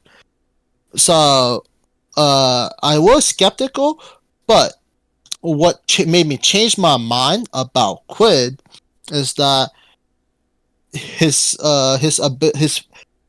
mechanics, his laning, and his flexibility, and those three. 11 unique champions. Holy shit. He can play so many different champions. He can carry and facilitate, and his laning is consistent. He was saying CS records on Jace last split. It was crazy. Obviously the game has changed a lot. The meta has changed a lot, but comes fucking 13 years, not 10 years actually, 10 years into LCS, you have a new kid on the block, and he's breaking records that we never thought of, but so it goes a little bit under the radar. But it's something I think skill like that, those things, what makes a good player is in the details. It's just minute things that really make me really believe in him, because everyone is quick to dismiss him because of 100 Thieves' failure in summer with Someday, Closer, Dopolith, and Busia, right? Exciting roster, and not to mention Quid had to fill in the spot that Busen had left, so a lot of people were doubtful of Quid, including me. But as I watched him play, and I watched the other members of 100 Thieves, I quickly realized Quid really was the only true performing player. So moving forward, now you see him in modern day of 2024, where the game's completely changed, and he's still adapted. He's adopted, and he's still playing well, and that's why I am excited for Quid the most. And what I think people should pay attention to most about Quid is the way he lanes. You watch him, because he actually builds CS leads. He has roam timers, and I think this is the reason why him and River make it such a good pairing, because you combine a proactive mid laner or proactive jungler, you have a refined version of NRG. What the things that NRG did Worlds last year and in the summer split last year was off the back of Podfox and contracts, and that's why I see the reminiscence of that in River and Quid. 9.1 CS per minute out of the 14 games this man has played in the regular the split. He broke one of the CSing records last year. He has CS differential at 15 is 2.2, and he always has a gold lead. Always has a gold lead against the enemy laner before 15. XP differential is like minus, like it's negative, but that's probably because he, like Grain said, roam timers. Like he's just always moving around the map looking for objectives. He's willing to sacrifice he doesn't even have to, but like if he has to, he's willing to sacrifice maybe like a wave or two just to like grab Dragon or like grab a double kill bot lane, get a lead going. Yep. This guy creates cushions for himself whenever he has to move. Oh my god. He's thinking ahead. Yeah. Well, all right. We'll to the next one. Bot lane. All right, 3, 2, 1. Meech. Meech. What? I'm the standout. That's your standout Okay. player. All right. Elaborate, Brandon. And then I go on. Cut me off right? All right. I think, I don't know. I feel like just from the eye test, I feel like, I mean, he's not as bloodthirsty as Meech, but I do think from the eye test, I just feel like he's better just looking at his gameplay and stuff. We also haven't got to see most of his other picks that he's pulled out in Academy, like the Kog'Maw or the Karthus. Yeah, I'm looking now. I do want to see that. He's only really ever played like Senna, Varus, Ezreal, Kalista. He had one Jhin game. Yeah. He tried out Smolder. Like, his picks feel very standard. So, yeah, there's probably more to him than just standard bot lane, like, picks. Yeah. And I mean, like, he played what was standard and made it work compared to the more fun, creative stuff that he likes doing. I remember hearing about that his Karthus bot lane. Yo, Rain, I know you enjoy that pick. Come on, vouch for the guy, bro. Vouch for the guy, Masu. I think Karthus bot is a really, really strong champion if you have strong solo laners, because Karthus ult is one of the best tools for turning the tides in cross-map plays. Are you telling me that Karthus ult is global and cannot be dodged? I fear so. I think we might see his Kog'Maw in playoff. Just a feeling, an inclination. Okay. Right, support. All right, ready? Support. 3, 2, 1. Boosie. Boosie. Yeah. Unanimous. Nice. Yeah, that one's unanimous. All right, just to be funny, our zeroist all pro. 3, Um, 2, 1. Tactical. On the stat sheet, bro. Yo, this dude Raid is the only one with a zeroist all pro tactical. Have you seen Kevin, bro? What's Kevin's, bro? 998 What? also tactical. 998. He's a tactical hater. But back to support. Busio on 100 Thieves. I think, I always thought he was a smart player that had a lot of opportunities. And that man's beginning was very unfair. He had double lift and like beard. yeah, scene. double That lift. must have been rough. In my because I've been binging Game of Thrones recently, really late, by the way. I know. But I've in Sleeper you add nicknames. All my nicknames are like something related to Game of Thrones. But Busia for me was the Kingslayer because he put both Bjergsen and Double Lift into retirement. He really did. He really did. Jensen's next, bro. Yeah, yo. Yeah. He's wait. Flippo are next. Oh man. He's retiring all the goats, bro. Holy shit. No, all these older players. As soon as they're gone, bro, that's it. I'm done watching the LCS. I can't. Yeah. Okay. They got rid of- Lie more. Yeah. But yeah, no, I think he's looked really good. I think his laning has looked very strong, actually. Mm-hmm. I think he's definitely. I don't want to say carrying Masu in the sense that Masu's playing bad, but I do think he's the main reason they're winning lane with the kind of plays they're making. I think it's a lot off of what Busi is doing, which obviously is how you're playing bot lane anyway. But I think it's much more pronounced in the way that FlyQuest plays in the bot lane compared to other roles. I feel like Busia just gets to be creative now. Like he doesn't have like heavy veteran players kind of like telling him what to do. It's more or less it looks like he actually does. He does, but it's also just like I feel like he gets the chance to just like do his own thing. Yeah, I think it's different as well because they're instead of it being the mid and the bot laner, especially being the bot laner, it's the jungle and the top that are telling him a lot what to do. So that means he has a lot of proactivity to make his own decisions, and he gets to help his rookie bot laner. So now instead of being the one that's being told, he kind of gets to make the ideas for himself, on top of having people that aren't always in his lane, letting him know what to do. So I think he gets a lot of more proactivity to make his own decisions. And when there are better decisions to be made, or when it's a team effort overall, he has other people in his ear. But I think he just has a lot more freedom in lane. But yeah, moving to the second team All-Pro. We'll have a lot of repeats, so we won't spend nearly as much time. 3, but 2, 1, Whippo. Whippo.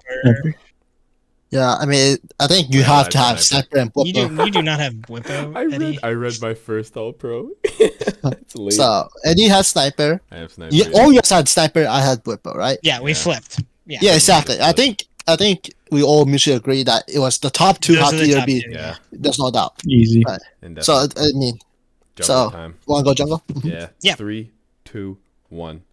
Blabber. Blabber. I had inspired. So I think we've talked about River and Inspired. Let's hear Blabber second, notably over River.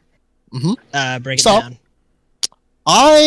So this comes from the fact that River himself is actually commonly he exhibits a behavior I believe that is according to the Summoners Rift rules and guides and terms and conditions, it can be classified as inting. So River exhibits that behavior often and very frequently in LCS games, which makes me despise him, because for no reason would he do it. Blabber doesn't do it. I think this goes to speak about how strong the solo laners of 100 Thieves is when they have a jungler like River. Now, right, they are able to cover his weaknesses. Now, I'm not saying that River is a bad player. he definitely has moments of brilliance and creativity, the angles he goes for, the things he makes happen. But I think if you're moving forward 100 Thieves, you need River to scale it back a little bit because you have such talented players in the top and mid that you should let them have agency and let River be that veterans he's the most veteran player on the team. Is he? Hold on. Busio played. I guess Busio played as much as River did last year. Do you count Challenger? Well, Boosty is on the other team. Is not on the team. Yeah, I know. Oh, sorry. I'm sorry. Ayla played with them, right? Yeah. So Ayla played how many? Did Ayla start in the spring of last year? Fly? Yeah, Fly. Yeah, Was that his first? He was supposed to start, and then visa problems, so when Right. Fly. Okay, so he played He 2 took their splits week. last year, and this is 3rd split, just like River. Wait, is this River's first split here? No, that's not first split. Is 3rd split here as well? I think 3rd. Third, right? His first split was spring last year, right? Mm-hmm. Yeah, but in terms of veterancy at a Tier 1 league, I mean, Rivers played. I would play much longer, and so I think if River really wants to earn a second over Blabber, he needs to scale it back and give agency and just be the voice of reason for his team and not actually be the reason they lose. Be the voice of reason. That's the reason you need a voice. Yeah, and for that, Blabber, who looks consistently solid, I think Blabber on Nilly was a demonstration of just how that man built his a reputation and name for himself. He is and was the NA carry jungle player, right? Olaf jungle, Nidalee, Lee Sin, all these exciting things. But obviously the meta's changed, and they have definitely put him on much more facilitators. And I do think if Cloud9 plays to their strengths, I see Blabber and giving Blabber a lot more agency and opportunity to carry. I think Blabber can really show up, and that's something I can't say for River because River is a playmaker through and through, playmaker and tank player, facilitator. I don't see Blabber's carry being able to rival that of River. I mean, so I put Blabber over River. Because Blabber is a bit more consistent, and I think he is a much more flexible of a player. Yeah. Mm. Right. Can't hate on that.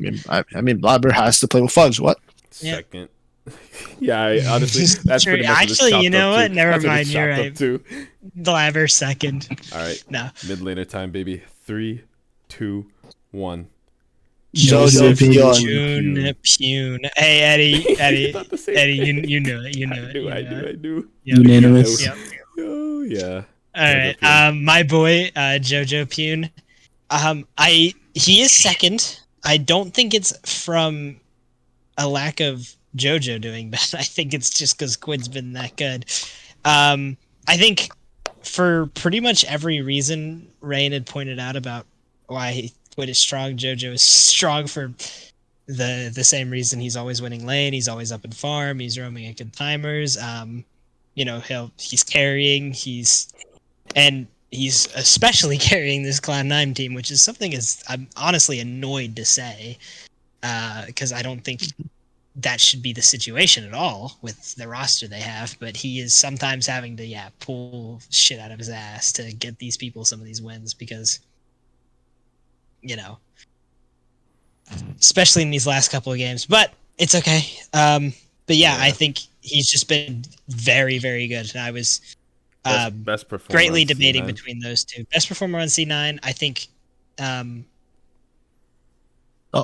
just a good player. I mean, you watch him and you're like, wow, this guy looks better than almost anyone else in this game. I think. Can I provide you with some statistics Yes. about Jojo Pion? Yes, I would love to All hear right. some JoJo P. So statistics. Jojo Pion statistics. So in terms of KDA, he is 4th, right behind Jensen, Quid, and Dove, who are 3 millionaires. I would say are exceeding expectations, right? He has the 3rd highest kill average, right behind Quid and Jensen, 1st and 2nd. He has the 3rd lowest death, right behind Dove and Jensen, exceeding mid laners. He has his his assists is in the lower half. I would say due to the fact that he is often getting the kills. He's actually not getting the assists because he's often the carry. However, he is the third highest assists per minute, right behind Mass and Jensen. Jensen once again consistent. Goals per minute. He is the second highest goal per minute behind Jensen. In KP, he has the highest KP because he is the playmaker of C9. Yeah. And he's the third highest damage percentage. And this goes to show that apart from CSD. the CSD, I don't have that with me. Okay. 9.6 CS per minute average. Eddie, what's the CSD? Do you have that? No. I see it. I have it here. CSD. Okay. So JoJo is 15 CSD. He's up 15 CS at 15 minutes. Him. Honestly, him. He is he is first in 400 gold at 15. Holy. Yup, he's up 400 gold at 15 minutes. He is up 15 CS at 15 minutes. So this really goes to show that JoJo, apart from the top players that we expect to be in the highs in the standings, right? Quid and Jensen, he is a very solid player. Wow. Yeah. And I feel like the numbers lie. And even though his numbers are actually impressive, they don't tell the whole story about this player. This player, like you said, he's consistently pulling C9 back into games. He's clawing his team into a victory every single time. So the numbers, even though they're impressive, they're deceiving. And that's why I have to put JoJo over Jensen. Yeah, I do think, like, I put Quid first team All Pro, right? I do believe that this split, but in terms of like who I think is like the better player overall, like, because this split, this is spring 2024. Who are you putting? And I'm putting Quid, but I do think JoJo is not only a better mid laner than Quid, and it's not by a large margin right now. I do think he is probably the best player in the LCS right now. It's just hard to put him first with that 0-4 week and with Quid played so strong. And that, I just think when you look at this guy play, you can just tell you can just tell he's good. So I think he is the best player overall in the LCS. Across, not this split, but I think if you just look at how he plays the game, I'd put him number one. Because of what he's having to do for his team right now. Because before it was like 2022 LCS, he's a rookie, he wins Rookie of the Year, does good. And then spring of 2022 or 2023 happens, and he's still with that team, except it has Someday and FBI instead of Dammy Impact, and that gets third or fourth in the fourth in the in spring, and he looks actually not like great, not bad, but not great, not what you expected last year. He did fall off a little bit of it, and then he comes back, he carries, like, genuinely drags this EG team across the almost across the finish line every single time. He's got like everyone's on him 24/7. There's a support in his lane 24/7. There's a jungle in his lane 24/7. He's having to fight, and he's still having all these insane CS leads like he's doing now. And then, they lose, and they kind of fall short. And then here comes 24 spring, and he's on C9. And every single player, I don't think anyone picked anyone but C9 to win this split. Partially due to look at it how it is. Berserker, number one ADC going into it. People put him as like a top ADC in the world in general because of how he just takes over games. Blabber, debatable NA GOAT and MVP candidate many years. And then, they bring in Vulcan, a player he worked with, considered a very good support player, and they bring in Fudge. And then they start good, they start 2-0, and then they falter a ton, and he's all the while still maintaining all these leads and looking really good doing it.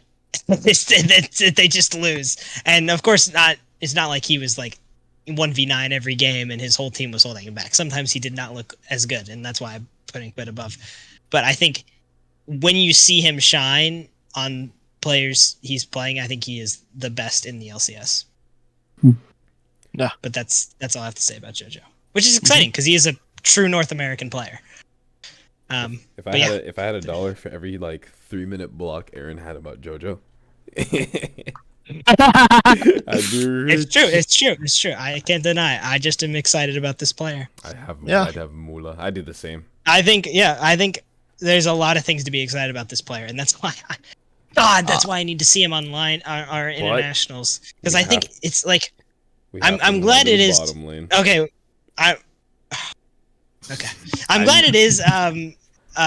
We got Quid because he is a strong laner, but like he'll talk about it in interviews, and they'll be like, it's just like I get away with too much, and then he talks about he goes to Korea, and then he doesn't get away with any of it. Now I'm worried he's gonna go on international, and all the stuff he was getting away with, he won't. No, it won't look as good because it has been in a fucking year. Whatever, it's fine. Just get him to MSI so he can understand what it needs to be at Worlds. It's fine. Okay, second team All Pro. I'm glad I took up 30 minutes. Bottom lane. 2, 1. Berserk. FBI. I wanted to put Berserker here, but Brandon, I didn't think say anything. I'd be lying. Yeah. I think. Did he say anything? Brandon yeah. said something. Oh, I think Berserker had his worst split so far. Yes, definitely. It was very whelming. I had to just put FBI here because there was no one else that I'd wanted to see over here. Yeah. I put FBI simply because when I look at the statistics of AD Carry, he is actually the most consistent player on the NRG roster. Yeah. He is very impressive as a player. And my only other consideration was Masu. I fear Masu I fear that the reason why I can't put him second here other than Meech is because the spotlight is taken away from the fact that FlyQuest has too many they have too many LCS stars and notable players.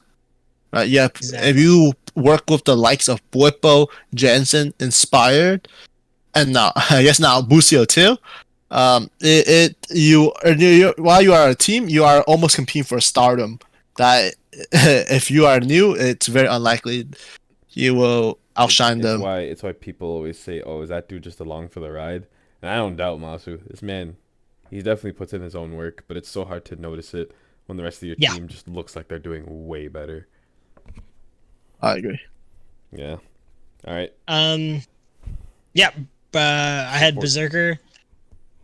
Berserker, Oh, okay. no, dude. Berserker, I'm so sad because this man, he can't just pick like a hyper scaling carry anymore. He can't. That's literally what he shined on. This dude was like Danny, but Korean was his first language. Like, that's just not what ADC is anymore. I had Berserker. It was his worst split. But at the same time, I don't think any of the ADCs, I was really like, whoa. Because with mid lane, I think there was a very clear top 3. And other roles you could fit in a bunch, but there was genuinely like 5 I was debating to put there. And I originally had Masu there, but then I flipped it just because I've heard a lot of the reasons you guys were talking about with it. It's just he doesn't shine. And I think Berserker's gotten a few chances to shine, and I think he's just overall a better player. But yeah. Okay. All right. Okay. Support category. 3, 2, 1. Ayla. Yeah, that shit. I fucking want to shoot myself putting Ayla. Yeah. Remember that Dom tweet? Myself, bro. Same thing. Remember the Dom tweet? Vulcan flame Ayla so hard he became Ayla. Yep. Yeah, that used to be a negative thing. Now I think the tides have turned. I think that might be a positive thing to be Ayla. It's because Vulcan has done nothing, man. Oh, what a timeline! That's all I'm saying. Oh my god, Vulcan has done nothing. I don't know what to say. I think Ayla's consistent. Ayla's consistent, and this man has teammates that help him shine. I don't know what to say.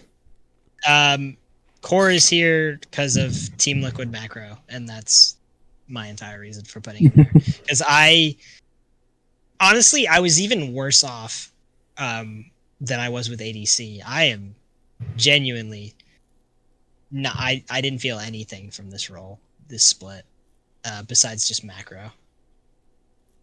So I put Core, and that's the whole reason. Boostia, I was impressed with. Other than that, I think they did their job, and I like Ayla. I think Ayla did his job, but I think Core did his job better, which was shot call.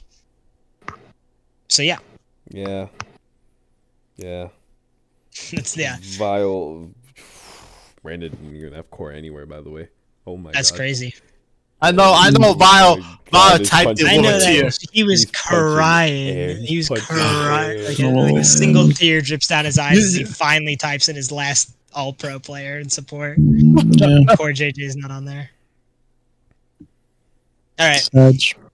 third team All-Pro. Yo, This will probably be quick. my entire list is literally just biased, by the way. 3, 2, 1. Fudge. Impact. Fudge. I needed to put a C9. I needed to put C9 somewhere on this list, so they're taking up a good amount of my third All-Pro. Yeah, what is wrong with you, honestly? What's wrong with C9, bro? It's not what's wrong with me, bro. I had faith in him. How do you have all 5 players third team? Huh? Or how do you have all 5 players as All-Pro? Okay, you know what? That's fair enough. That's It's fine. It's literal bias. No, I put Fudge over Impact because I feel like Impact, while he's consistent, he always talked about how he was just the NA top lane, like not Weak go, side I guess. demon. Weak side king, right? I feel as if of this split Impact, he's been so quiet, very absent in terms of like things you talk about TL. He doesn't shine to me. He's consistent. He doesn't lose him the game, but I'm not seeing him. I'm not feeling him. I do. Whereas Fudge, I do acknowledge that he definitely has more of a presence, obviously, and that of Berserker, obviously because Berserker has been on center duty commonly, and I'll be honest, quite frank with you, the top lane pool in the LCS is not very is not very competitive at the highest level. It's just not competitively viable. So, I put Fudge third because of those reasons. Fudge factor. I'll just chop it down to the emotional bit. Fudge factor.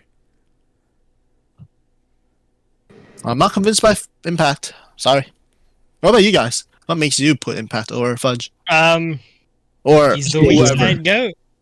He's just I don't very know, I think it's consistent. He holds his ground. That's it. Pretty much it. I notice Fudge's gameplay. I don't notice Impact. Yeah. Oh, I noticed Fudge's gameplay. We Don't all worry. do. That's actually a fact. That's actually a fact. Dude. We all do.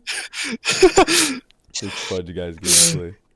All right. Your gameplay is not invisible. You can't mute it. Okay. Third All Pro for jungle. Third team. 3, All right. 2, 1.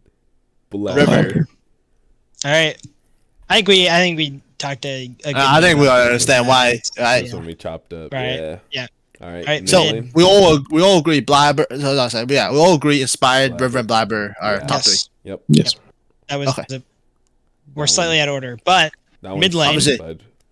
Mid lane. 3, Uh, 2, 1. Jensen. Jensen. I think it's So- criminal to not include Jensen in the top three. no, Yeah. because I said it was. this his was meta. the easiest, genuinely the easiest decision of my life. This This was these his three meta. in this, and Yeah. maybe even in this order, because I can't think of a different order. like. No, We all had the same order by the time. Mid lane. we had the same order, same top three. I think it was very clear who the top three were in the split. Yeah.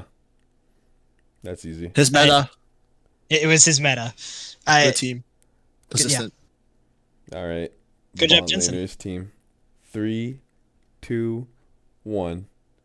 Monster. Berserker. Okay. We have double. Everyone is. You know what? I think everyone wants to know why Eddy put Berserker other and emotional reasons.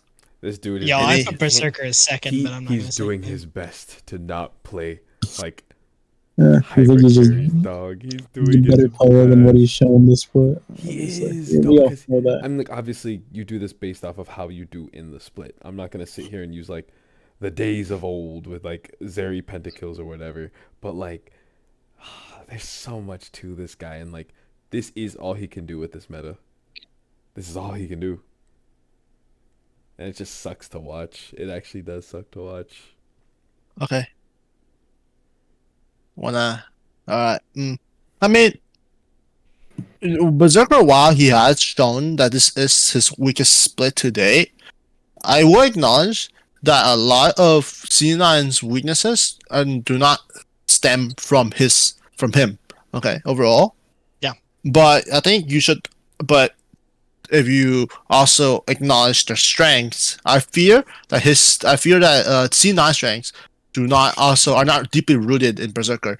Yeah. Quite like FlyQuest strengths are. FlyQuest strengths are much more broad, right? Obviously, strong top, strong mid, strong AD carry, and that's where I'm really getting at is FlyQuest. They always have a reliable AD carry to back up to, and they've shown that Masu is up to the challenge. Obviously, there's still hiccups every now and then, but I can't say that Berserker is not guilty of such hiccups either. And so as of the split, I think Masu has demonstrated a much higher level of play and much more successful overall, and that of Berserker. I think if there was a top 4, perhaps Berserker would be top 4, but I do not think he is above Masu. Am I allowed to get a zeroist category and just put Berserker there? I mean, I'm not doing that. It's all good. All right. All right. support. We've reached I feel the like- end, y'all. 3. I feel like Zerost is like for like the most elo held. Tacticals elo. Which would be tactical. Yeah. All right. Support team. Last 3, one. 2, 1. Ole. Vulcan. Okay. Vulcan's here for pure emotion, bro. Don't even I'm sorry. don't even look at No, me. yeah, that's fine. We can ignore you. What? Ole? Yeah. Let him cook. Okay. So this one took me a lot of consideration, but the first one you had to acknowledge was the support pool in North America in the LCS is not the most competitive. No, The gap between the top tier player and the bottom tier player is simply too massive in the support role. Whereas you might say something like in the mid lane, I would say it might be egregious for some people, but I think Quid, while he looks better and he is better, and that as somebody that of like Mask or Insanity, I don't think he is so much better than them that he's solo killing them, out roaming them, or CS capping by far. I think it's the low things in mid lane that translate into bigger things. Whereas in support role, there are big things that are missing between the top tier supports like Busio compared to that of I fear Zazel, Zazel, and not to throw shade on Huhi, but You're throwing shade on Huhi. Huhi, I am a big critic of his, as I've Yes. voiced multiple times now. So I do not feel comfortable putting Huhi in the top 3 as of right now. I do believe improvement, but he simply makes too many mistakes. He doesn't feel like he's on the same page as FBI when they play, even though people were hyped because this is like the reunion, the 100 Thieves reunion, bot lane reunion with FBI and Huhi. The magic they once had, it's gone to me. There's nothing magical about Huhi's gameplay, especially when the meta like doesn't revolve around engaged tank supports as heavy. You know, when they were playing Leona, Set support, Alistar support, Rel support all the time. He still has his moments, but I think the reason why he doesn't have those moments anymore because FBI right now is on center duty basically every other game, and when you're center duty, you really don't have the draft to afford an engaged support for Huhi. So that FBI that compatible FBI Stena. And so this brings me to Ole. Now this, I know, might come as a shocker to a lot of you, but on the statistics, Ole is actually one of the more impressive players. Because if I hit you up with some statistics real quick, we go to support. All right, so we go to support. Hold on. I'm getting my thing up. Chat, it's not loading. Oh, technical difficulties. Ah, there we go.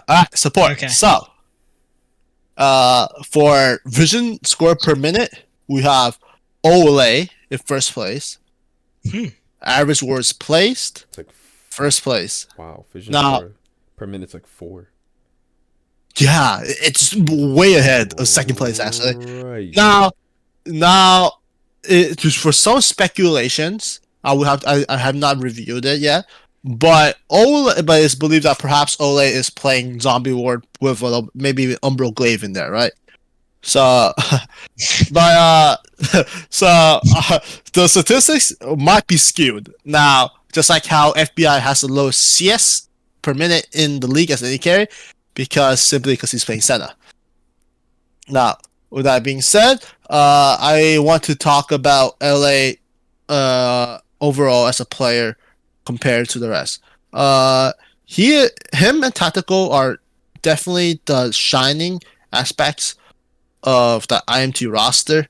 I am very critical of Castle. I am very critical of Mask, and I'm very critical of Armeo, who haven't seemed to find their rhythm yet together. Leave my boy Jonathan alone. He's doing his best. Now, with that being said, Ole,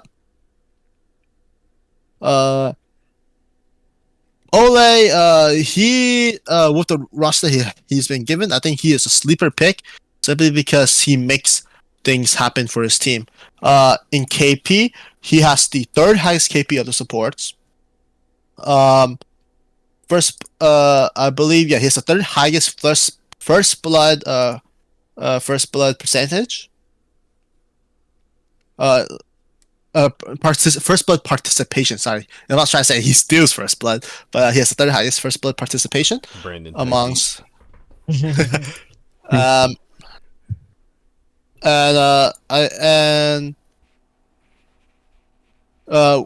with those factors, comparing him with Tactical, I think those two are like the only saving grace of that IMT roster. And I know this might be controversial because IMT did finish last place for the regular season, looking very unimpressive in most cases, especially the throw against 100 Thieves. When that goes 5-0, but he's a different player. I gave Ole third because I think if I was gonna give somebody third place, I was not comfortable giving Huhi. I was not gonna give it to Vulcan. I think Vulcan is completely invisible. He is over his head right now. So Zazo, I think, is not at LCS level. He is not LCS level. And then going over Isles. Core J Ios, he's a little underwhelming. He's definitely one of more less noticeable players in that Dignified roster. When you have Tomo and Also, Dove. Yeah. And Core JJ to me is beyond washed. So, also, I genuinely could never, I think for the rest of my life, get that Isles Tom Kench TP bot lane out of my head. Everyone That saw will that haunt GP me. and started scratching their heads, bro. That will haunt Who me. the fuck is teleporting? Actually, like, solo lost the game. It was insane. yeah, but Ola to Yeah. me, a bit of sleeper pick. Not outstanding, but he's the most consistent of all the supports, and he doesn't make me rage. So that alone earns him third All Pro. That's it. That's it. Nice. Okay. Well, this has been a long episode by a mile, but we have one last thing. The most important award of the split. MVP. Who are our recent MVPs? 2023, JoJo. 2022 was Berserker. Or sorry, 2023 summer was JoJo. 2023 spring was Berserker. 2022 summer was Inspired or Impact. I thought It was Inspired and Impact were in 2022.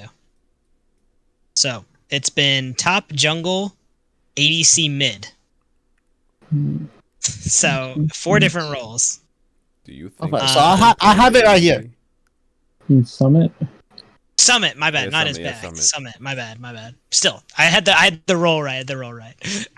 But yeah. All right. So wait, the recent or how far we've gone back in terms of recent? I just went 2 splits back because that's been 4 out of 5 roles. So this will be the first. Assuming it's not a support, 2 which splits? it's not. This will be the first. This will be the most recent repeat from the last 2 splits. 2 splits or 2 seasons? Seasons, my 2 bad. seasons. Okay. 4 splits, 2 seasons. All right. So what we have top lane, jungle, AD carry, mid. So do you think a support's getting it this time? No. God, no. Even though we unanimously Not this agreed Lucio, unfortunately. I do not But wait. think he is the shining star of FlyQuest. Yep.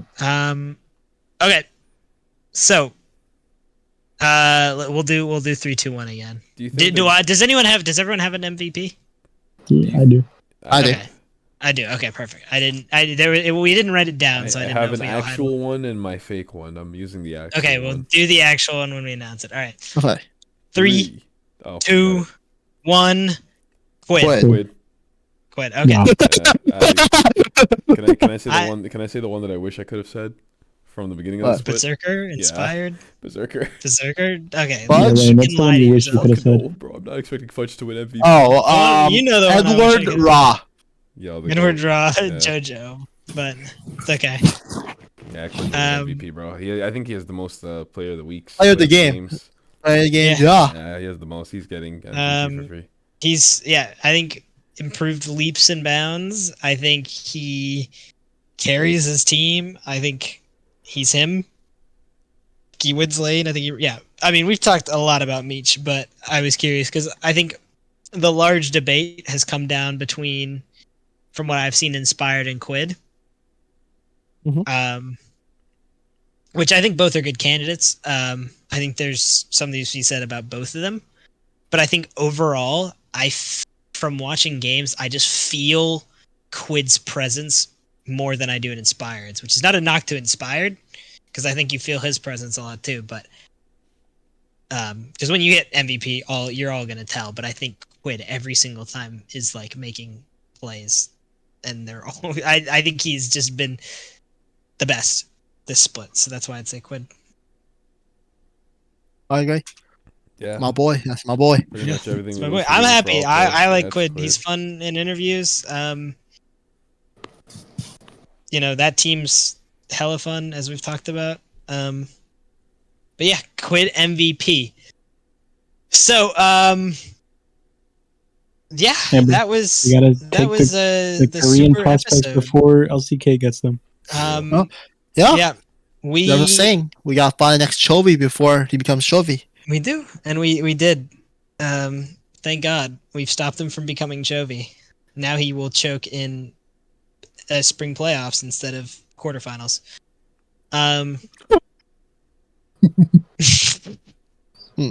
But yeah, I think that's pretty much everything we had for today. Am I correct? Rain is the Yeah, region big doomed. long episode. Rain. Yeah, is the region doomed, Rain? Is the region doomed? This is the most important question we needed to ask you. I fear with the current market prices of butter chicken, the region is doomed.